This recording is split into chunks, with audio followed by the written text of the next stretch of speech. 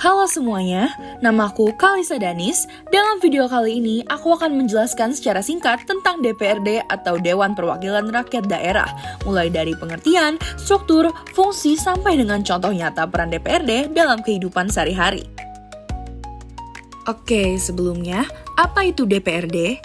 DPRD atau Dewan Perwakilan Rakyat Daerah adalah lembaga perwakilan rakyat di tingkat daerah yang memiliki fungsi legislatif, anggaran, dan pengawasan terhadap jalannya pemerintahan daerah.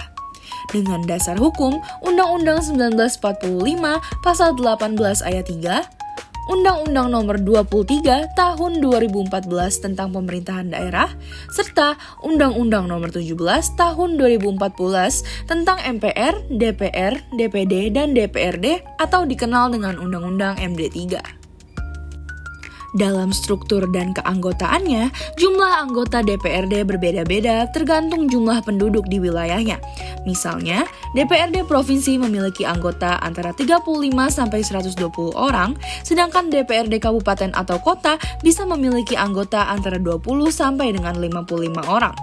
Anggota DPRD dipilih melalui pemilu legislatif setiap 5 tahun sekali, menggunakan sistem proporsional terbuka di mana rakyat memilih langsung wakilnya dari partai politik.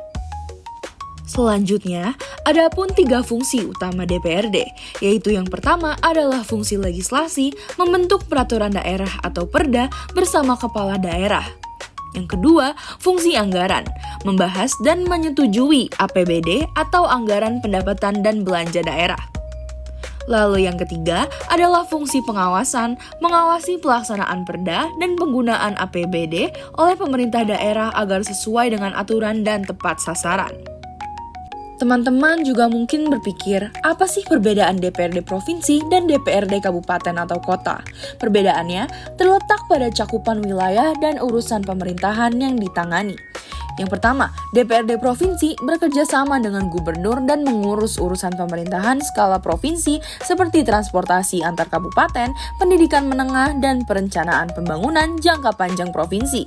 Sedangkan DPRD kabupaten atau kota bermitra dengan bupati atau wali kota dan lebih fokus pada urusan pemerintahan lokal seperti pengelolaan sekolah dasar dan menengah pertama, pasar tradisional, dan pelayanan publik tingkat lokal.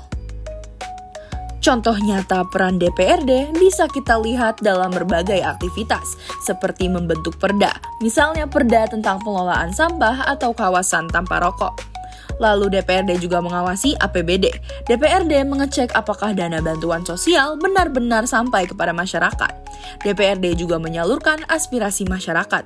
DPRD sering menerima keluhan warga seperti masalah jalan rusak, pelayanan kesehatan buruk, hingga harga bahan pokok yang tinggi.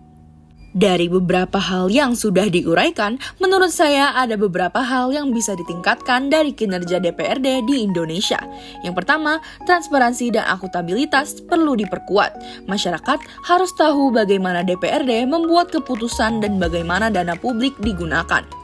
Lalu, keterlibatan publik masih kurang. Harus adanya lebih banyak ruang bagi warga untuk memberikan masukan terhadap kebijakan daerah.